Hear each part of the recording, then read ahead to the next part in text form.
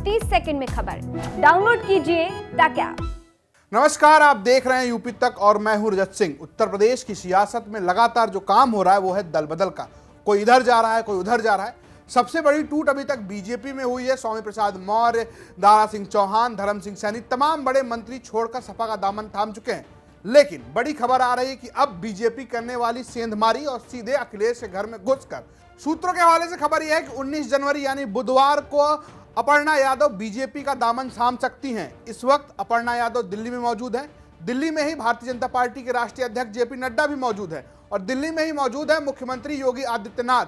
तो सूत्र ये बता रहे हैं कि कल एक मेगा इवेंट हो सकता है और जिस इवेंट में अपर्णा यादव बीजेपी का दामन थाम सकती हैं और इस दौरान जेपी नड्डा और सीएम योगी भी मौजूद रह सकते हैं। इससे पहले भी इस बात की चर्चा रही है कि अपर्णा यादव बीजेपी थाम सकती हैं। गाहे बगाहे वो लगातार योगी आदित्यनाथ के पक्ष में बयान देती रही हैं, उनकी तारीफ करती रही हैं और समाजवादी पार्टी के जो लाइन है, जो समाजवादी पार्टी की पॉलिटिकल लाइन है, उससे अलग हटकर लगातार काम करती रही हैं। चर्चा ये भी थी कि उन्होंने शिवपाल यादव के साथ मुलाकात की थी और शिवपाल ने उनको सलाह भी दी थी कि वो अभी बीजेपी ज्वाइन ना करें, उनको इंतजार करना चाहिए। लेकिन जो बड़ी खबर आ रही है वो ये आ रही है कि अपर्णा यादव भारतीय जनता पार्टी का दामन थाम सकती हैं। अब बड़ा सवाल यह है कि अगर अपर्णा यादव भारतीय जनता पार्टी का दामन थाम लेती हैं तो उससे भारतीय जनता पार्टी को कितना फायदा हो सकता है। अगर आप देखें तो अपर्णा यादव का अपना कोई वोट बैंक नहीं है, वो लखनऊ से चुनाव लड़ती रही हैं। यादव परिवार में उनकी उतनी बड़ी छवि नहीं है जितना अखिलेश यादव की है।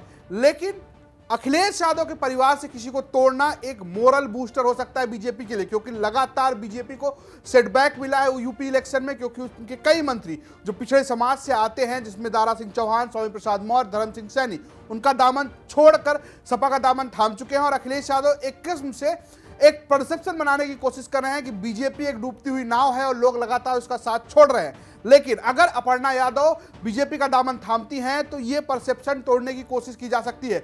और ये भी कहा जा रहा था कि जिस दिन से बड़े मंत्रियों ने बीजेपी का साथ छोड़ा है उसी दिन से अमित शाह ने अपना प्लान शुरू कर दिया है और डैमेज कंट्रोल की बात हो रही है। इससे पहले कुछ एमएलसीज को भी भारतीय जनता पार्टी ज्वाइन कराएगा, लेकिन वो उतने बड़े चेहरे नहीं थे जितना बड़ा अपर्णा यादव होंगी। और एक बात ये भी है इसमें, क्योंकि अपर्णा यादव और अखिलेश यादव को लेकर बहुत अच्छी खबरें नहीं रही, यानी उनके बीच एक अच्छे रिश्ते की खबर नहीं रही है।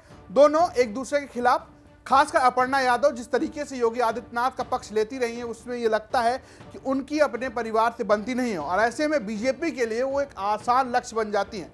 अब देखने वाली बात होगी कि अपर्णा यादव किन किन लोगों की मौजूदगी में बीजेपी का दामन थामती हैं और उसके बाद बीजेपी किस तरीके से समाजवादी पार्टी के ऊपर हमलावर होती है। और तो और अगर अपर्णा यादव बीजेपी का दामन थामती हैं तो समाजवादी पार्टी उसके डैमेज कंट्रोल के लिए क्या करती है, क्योंकि अभी तक ऐसा लग रहा था कि सिर्फ समाजवादी पार्टी है जहां लोग ज्वाइन कर रहे हैं। लेकिन अगर बीजेपी ऐसा करती है तो ये अपने आप में यूपी चुनाव को बदलने वाला गेम साबित हो सकता है। क्या अपर्णा यादव बीजेपी का दामन थामेंगी? उनके दामन थामने के बाद बीजेपी पर क्या असर होगा? यूपी की सियासत कैसी बदलेगी? ये तमाम जानकारी आपको मिलती रहेगी यूपी तक पर। देखते रहिए यूपी तक। नमस्कार।